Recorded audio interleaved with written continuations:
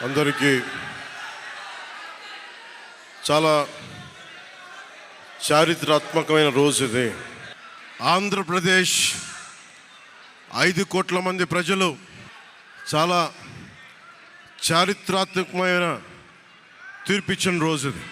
ఏ మాటకైతే మనం కట్టుబడి ఉన్నామో ఆంధ్రప్రదేశ్ ప్రజలకి జవాబుదారీతనంతో ఉన్న ప్రభుత్వం స్థాపిస్తాం. ఏ మాట మీద అయితే మనం చెప్పామో కూటమి ప్రభుత్వం ఆ మాటను నిలబెట్టుకుంటుంది. ఈరోజు మీ అందరికీ జనసేన పార్టీ ఆఫీస్ కేంద్ర కార్యాలయం నుంచి ఈ వేదిక నుంచి ఒకటే చెప్తా ఉన్నాను మీ అందరికీ, వైసీపీ వైఎస్ జగన్ గారు కానీ వారు నాకు వ్యక్తిగతంగా నాకు శత్రువులు కాదు.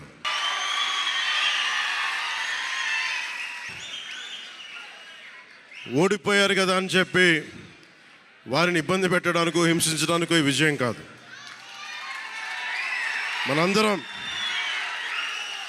మనందరం గుర్తుపెట్టుకోవాల్సింది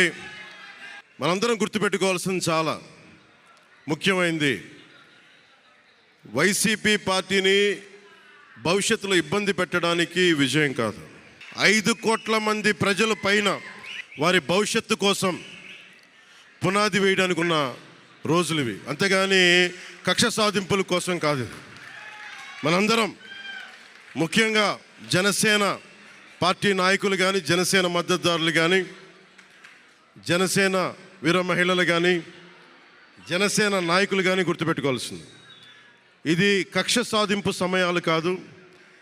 5 కోట్ల మంది ప్రజల కోసం పనిచేసే సమయం ఇది. 5 కోట్ల మంది పైచులకు ఆంధ్రప్రదేశ్ విభజన జరిగినప్పటి నుంచి ఈ రోజు దాకా మనం నలుగుతూనే ఉన్నాం. ఆ రోజులు అయిపోయినాయి, ఆ చీకటి రోజులు అయిపోయినాయి. ప్రతి ఒక్కరం బాధ్యతతోటి భవిష్యత్తు తరాల కోసం బాధ్యతని భుజాల మీద వేసుకొని చాలా బాధ్యతాయుతంగా జవాబుదారీతనంతో కూడిన రాజకీయ ప్రభుత్వం, రాజకీయ మనకి ఆలోచన విధానం ఉంటుంది. నేను ఆలోచిస్తూ ఉన్నాను, ఏం మాట్లాడాలి ఈ రోజున అనుకుంటా ఉన్నాను. నా జీవితంలో ఎప్పటిదాకా విజయం తెలియదు నాకు.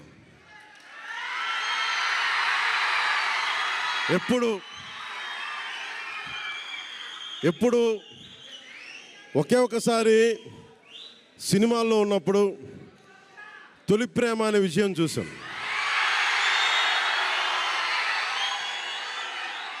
ఆ తర్వాత నాకెవ్వరు నేను విజయం సాధించానని కానీ, డబ్బులు వచ్చినాయని కానీ ఏ ఒక్క సినిమా విజయం చెప్పలే నాకు. నా జీవితం అంతా ఎప్పుడు కూడా దెబ్బలు తింటానో, మాటలు పడతానో, తిట్టించుకుంటానో, నేను ఎంత ఎదిగా నాకే తెలియదు. మీ గుండెల్లో ఈ రోజు నన్ను తీసుకొచ్చి 21కి 21 గెలిచే వరకు నాకే తెలియదు.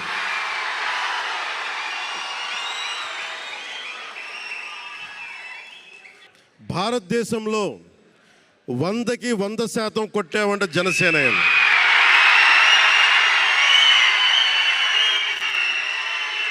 100కి 100.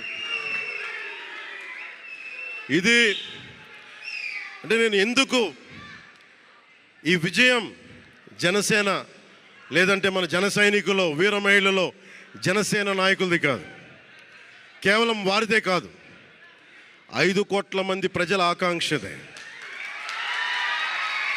మార్పు కావాలి, పాలన మారాలి. ఇవన్నీ చాలామంది కోట్లాది మంది ప్రజల ఆకాంక్ష. ఈరోజు ప్రజలు ఇచ్చిన తీర్పు ఇది. మనందరికీ చాలా జాగ్రత్తగా ఉండాల్సిన సమయం ఇది. కక్ష సాధింపుల సమయం కాదు ఇది.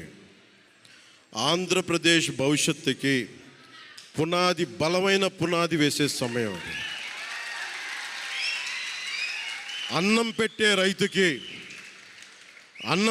రైతుకి అండగా ఉండే సమయం ఇది. రక్షణ లేని ఆడబిడ్డలకి రక్షణ కల్పించే సమయం ఇది. ఆడబిడ్డల్ని, మహిళల్ని వారి కాళ్ళ మీద వాళ్ళు నిలబడగలిగేలా చేసే సమయం ఇది.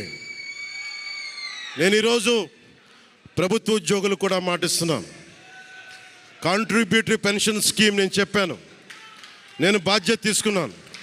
ఏరు దాటాక తెప్ప తగలేసే రకం కాదు నేను. కాంట్రిబ్యూటరీ పెన్షన్ స్కీమ్ దానికి సరి సమానంగా అది కానీ మీకు న్యాయం వచ్చేలాగా సంవత్సరంలోపు తీసుకొస్తాను అని మాట ఇచ్చాం, తీసుకొచ్చి తీరుతాం. ఆ మాట మీకు ఇస్తున్నాం. మెగా డిఎస్సి నోటిఫికేషన్ విడుదల చేయించే బాధ్యత మనం తీసుకుందాం. యువత విలవిల్లాడిపోతూ ఉన్నారు, యువత నలిగిపోతూ ఉన్నారు. మీ చదువులకి తగ్గ ఉద్యోగాలు కానీ, మీ స్కిల్స్ని పెంపొందించి మీకు ఉద్యోగాలు కానీ, నేను మీకు చెప్తున్నాను, నాకు చాలా పెద్ద బాధ్యత ఇచ్చారు ప్రజలు. ఈ రోజున మామూలు బాధ్యత ఇవ్వాల.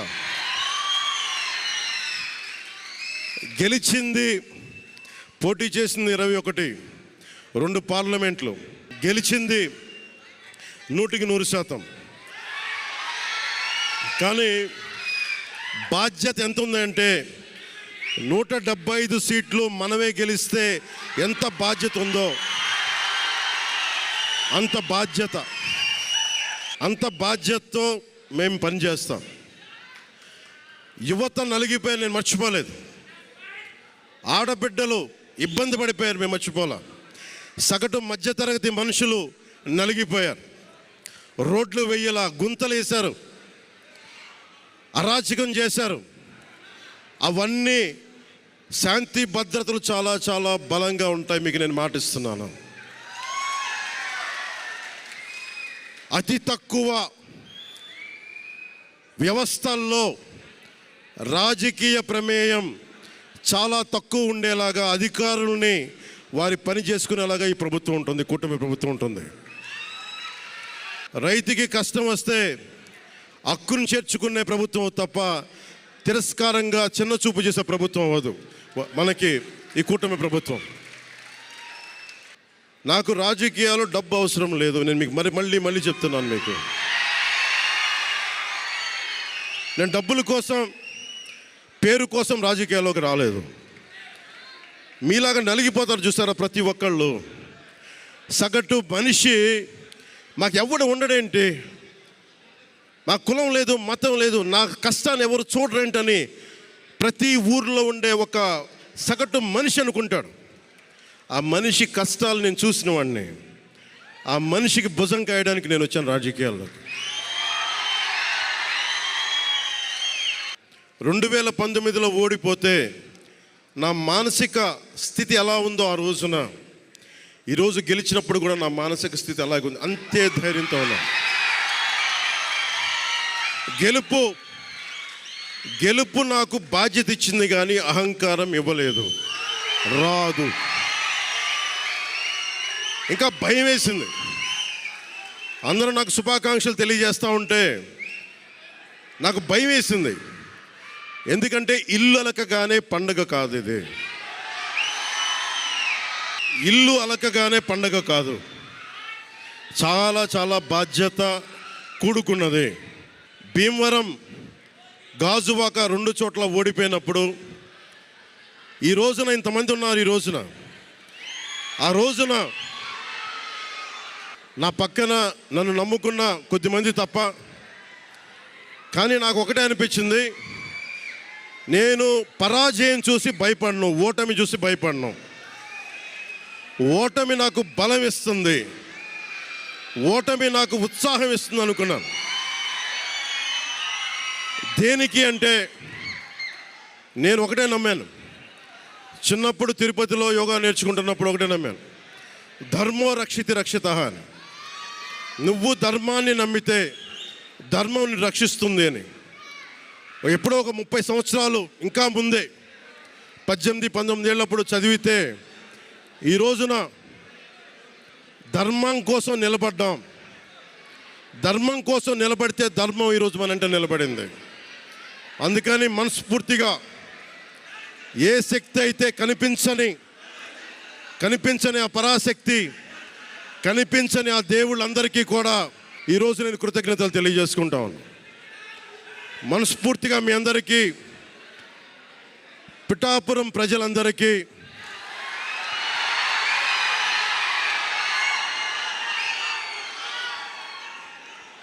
మీరు పిఠాపురం పురజనులకి, పెద్దలకి, ఆడపడుచులకి, అక్క చెల్లెలకి, యువతులకి, కథం తొక్కిన యువతకి, కథం తొక్కిన జన సైనికులకి, జనసేన నాయకులకి, తెలుగుదేశం నాయకులకి, తెలుగుదేశం శ్రేణులకి, తెలుగుదేశం నాయకులు వర్మ గారికి, వారందరికీ కూడా నా ప్రత్యేక కృతజ్ఞతలు తెలియజేసుకుంటా ఉన్నాను. మీరు పిఠాపురంలో పవన్ కళ్యాణ్ గెలిపించలేదు.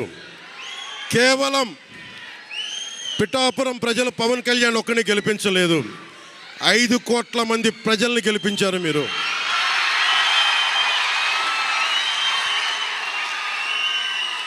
ఓడిపోతే ఇంత బలంగా నిలబడ్డవాడిని. ఇంత గెలిపించి కాదు మీరు ఇచ్చింది, చిన్నపాటి జయం ఇవ్వాల, ఆకాశవంత విజయం ఇచ్చారు మీరు నాకు, మా కూటమి ప్రభుత్వానికి. ఇది గుండెల్లో పెట్టుకుంటాం, నిలబడతాం, నిర్మాణాత్మకంగా పనిచేస్తాం. మీ కష్టాలలో మీ ఇంట్లో ఒకటిలాగా నేను ఉంటాను, మీ అందరికీ మాటిస్తున్నాను.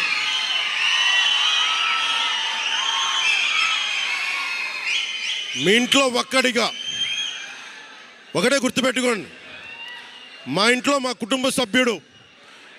నాకు కులాలకి, మతాలకి, ప్రాంతాలకి అతీతంగా ప్రతి ఒక్కరు ఆలోచించాల్సింది, మా ఇంట్లో కుటుంబ సభ్యుడు పవన్ కళ్యాణ్.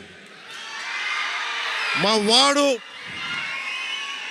వాడు అసెంబ్లీలో అడుగు పెడుతున్నాడు, మా కష్టాల కోసం మాట్లాడతాడు, మా కష్టాల కోసం నిలబడతాడు. అది చేసి చూపిస్తాను. ప్రభుత్వం ఎలా ఉండాలి,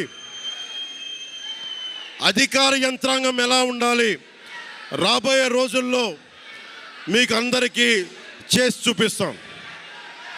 మళ్ళీ ఒక 10 నిమిషాల తర్వాత మళ్ళీ వచ్చి మాట్లాడతాను. చంద్రబాబు గారు వచ్చారు, వారిని కలిసి మళ్ళీ వచ్చి మేము ఇద్దరం మాట్లాడతాం.